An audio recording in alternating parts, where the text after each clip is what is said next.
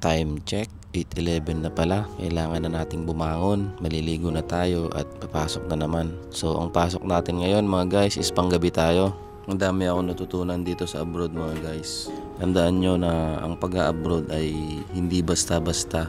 Para sa mga nagbabalak dyan na mga kababayan nating Pilipino na gustong mag-abroad, gustong subukan dito sa abroad, lagi nyong tatandaan na ang abroad ay isang malaking sakripisyo mga guys.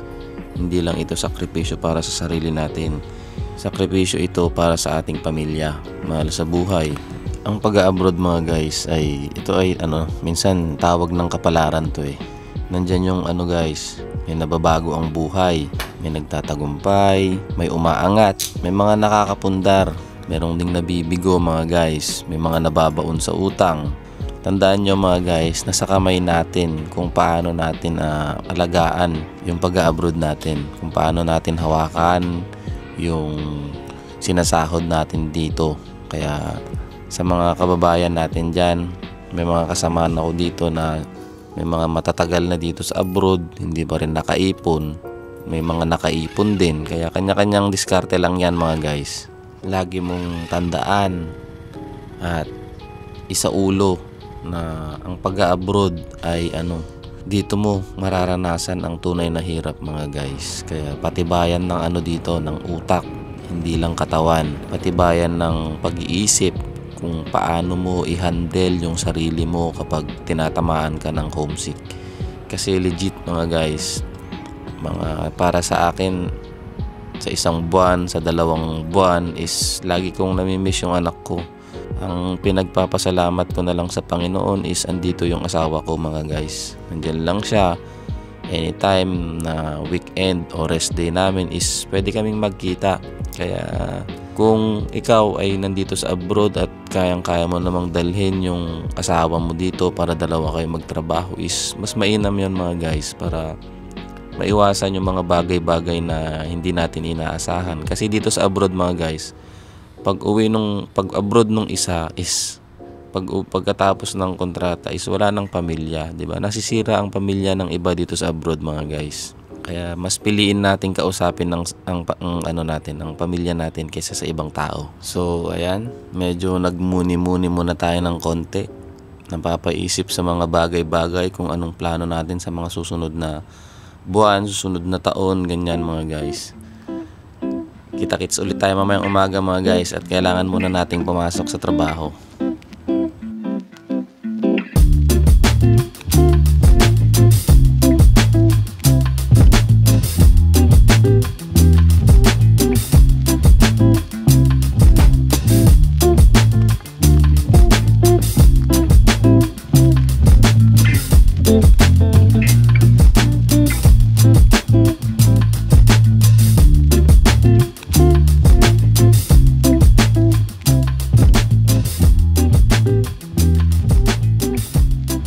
Nihaw sa inyo mga guys, kumusta po yung mga aplikante natin dyan sa Pilipinas ngayon? Sana guys, ipursige nyo yung mga application nyo ngayong buwan na to, kasi ang daming hiring, ang daming pinopost ng mga agency ngayon dyan sa Pilipinas.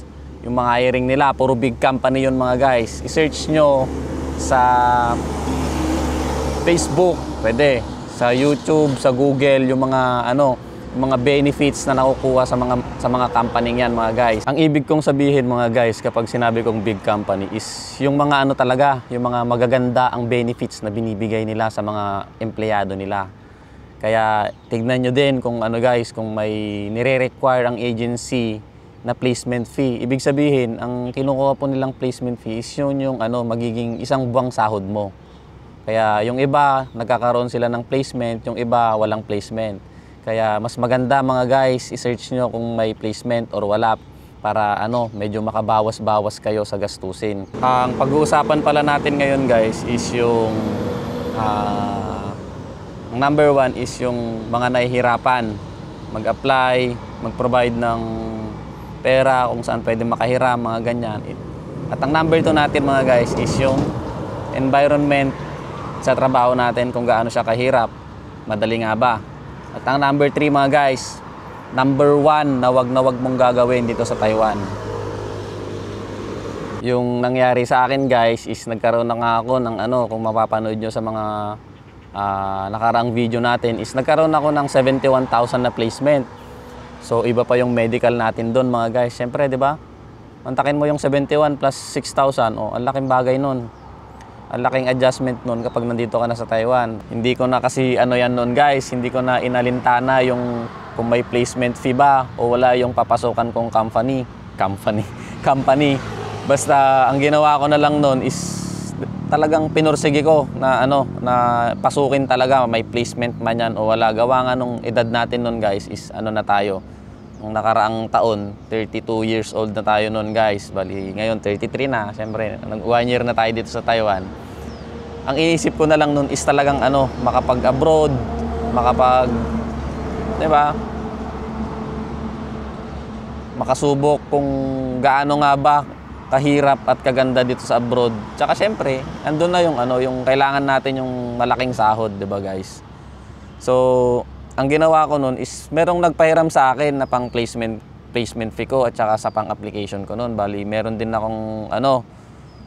akong utang. Nagkaroon tayo ng utang sa isang kamag-anak natin, guys. Bali, doon tayo nagbabayad ngayon.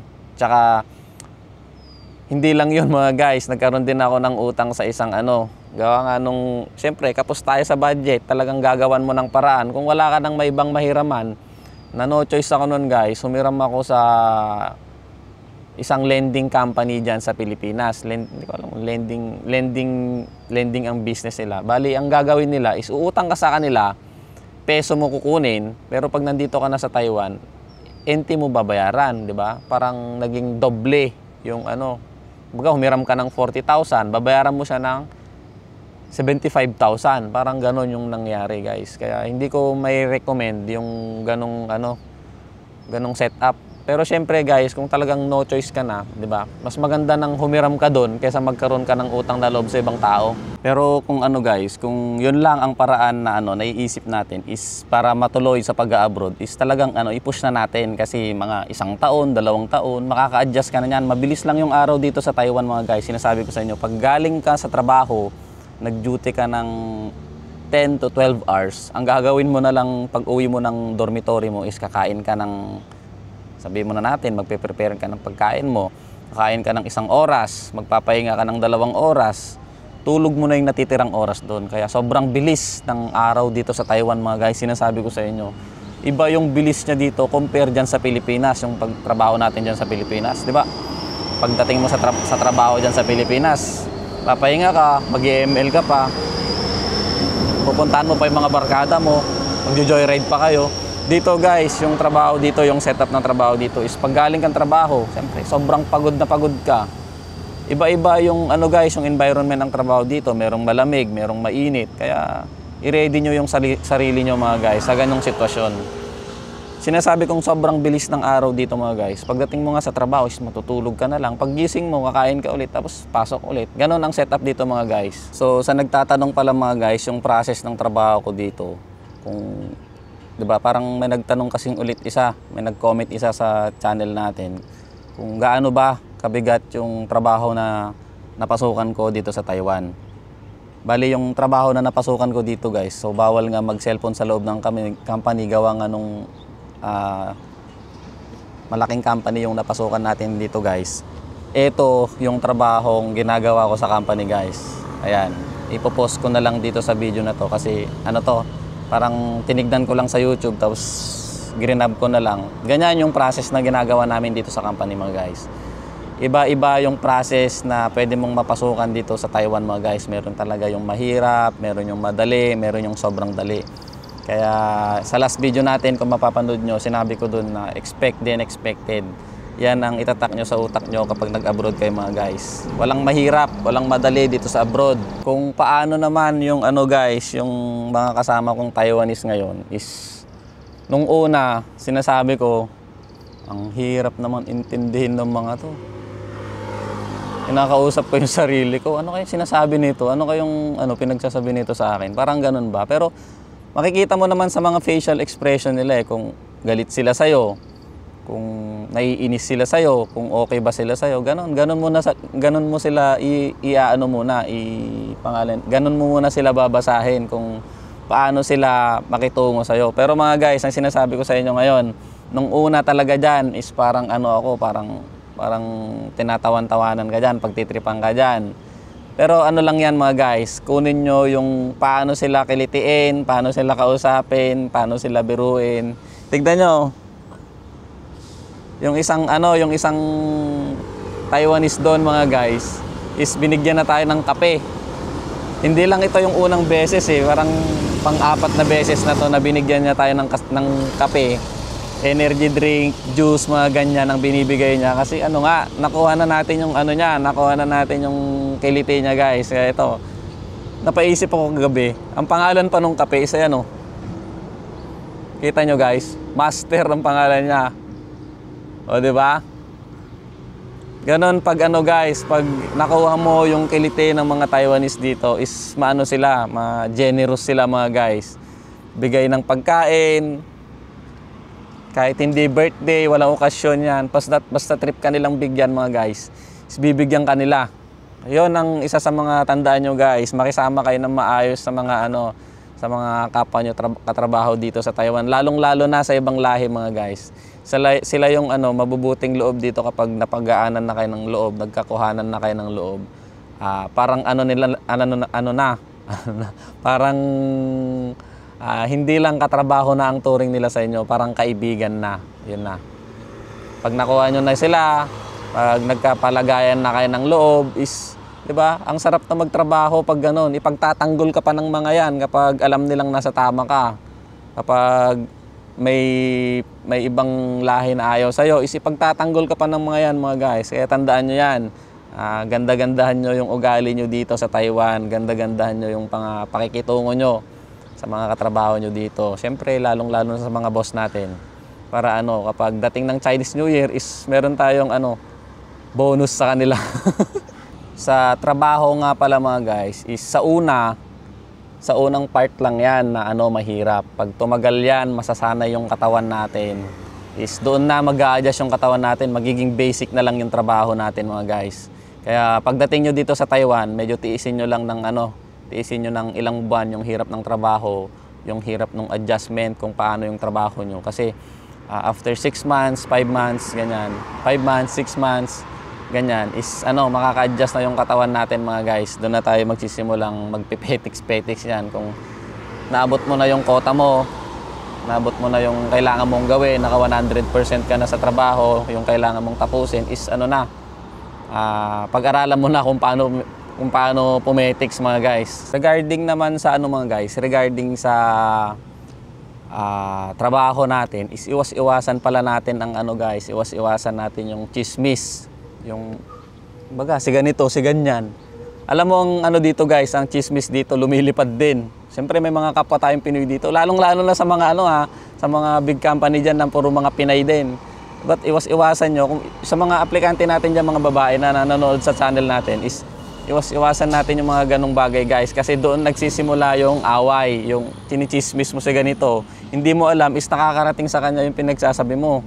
Kaya yon yung isa sa mga iwas-iwasan natin guys kapag nandito na kayo sa Taiwan. Eto guys, yan nyo, may kodigo pa ako, sinusulat ko pag kapag nandun ako sa loob ng company para meron tayong topic sa susunod na vlog natin. Eto guys, ang wag na wag mong gagawin pala dito sa Taiwan, Diyos ko. May isa kaming kasama sa sa department namin ng napauwi. Bakit napauwi? Diyos ko Lord. Yung ATM niya guys, sinanla niya. Ngayon, siyempre pag sinanla mo yung ATM mo, umutang siguro yun, hindi ko alam kung bakit niya sinanla yung ATM niya. Ngayon, sinanla niya yung ATM niya. Siyempre, kasama yung dyan, kasama yung password mo dyan. Gagamitin yung ATM mo sa araw ng sahod. Ngayon guys, ang ginawa sa ATM niya is ginamit sa money laundering. Ibig sabihin, transferan yung account niya ng malaking halaga. Baka transferan yun ng milyon. Ngayon, after 3 months yata, na-detect ng Taiwan Bank yung ginawa niya. Yung transaction dun sa sa bank account niya. Siyempre, ang dito guys, isa kang migrant worker. Ang sahod mo lang is nasa ano lang yan, nasa hindi ka tataas ng 100,000 dyan sa isang buwan. Ngayon ang nangyari, na-detect ng Taiwan Bank yung transaction na may ganong kalaking lumipat sa account niya. Ibig sabihin, nagamit yun sa ano, illegal. After 3 months guys, meron na siyang parang ano na yun parang investigation or letter na sinasabi nila dito na sinend sa broker. Ngayon guys, kapag nagkaroon ka ng ganon or naisanla mo yung ATM mo tapos nagamit sa money laundering o kaya sa bawal na paraan, papauwiin ka na agad ng Pilipinas yan guys. Wala nang ano-ano, bukas uwi ka na. Kasi bakit? Pagka-receive nung letter, after 3 days, may pupulutin ka na ng pulis dito guys sa Taiwan. Pupulutin ka na dyan sa dorm. Kaya ang nangyari doon sa isang kasama namin, pagkasabi pa lang sa kanya na may letter ka galing sa police station, kinaumagahan, bumili na ng ticket, uwi na ng Pinas. 'Di ba guys? Isipin mo yung ganon. Yun yung wag na wag mong gagawin pag nandito ka na sa Taiwan guys. Kapag umutang ka ng pera, wag na wag mong isasama yung ATM mo tsaka yung password mo. Kasi pag nagamit yan, either kulong ka dito sa Taiwan or ban, yun, pauwi ka na ng Pilipinas, ban ka na ng 12 years. Hindi lang yata 12 years talagang totally ban ka na yata dito sa Taiwan guys kapag nagkataon. Kaya sa mga papunta pa lang dito sa Taiwan, nandito na sa Taiwan, guys, sinasabi ko sa inyo guys, wag na wag nyong gagawing isanla yung ATM nyo or ibenta kasama yung password nyo. Kasi kasama yung pangalan nyo dyan. Pangalan mo ang masisira dyan, hindi nila pangalan. Ang dami ng issue na ganyan, hindi nadadala yung mga kapwa nating Pinoy. Siguro dahil sa kailangan mo na ng pera. Hindi lang yun ang paraan guys para makahiram ka ng pera. Siguro magsanla ka na lang ng gamit mo, ganun na lang ang gawin mo. Wag na wag lang yung mga bawal na bawal dito sa Taiwan. Tandaan nyo yan guys ha. Wag na wag isasanla ang ATM. So dito ko muna tatapusin yung vlog natin for today's video mga guys. At medyo inaantok-antok pa tayo. Mamaya may pasok na naman tayo guys. Ganun talaga. Kailangan nating kumita ng pera. Andito nga pala tayo sa guys. Andito tayo sa parang park to Pero parang hindi na siya na-maintain. Sinarado na to. Ayan Diba? Parang may doon may bahay ba? Parang may kubo-kubo doon. Doon sa Tituquac dito guys marami yatang palaka dito na pwedeng ulamin diba?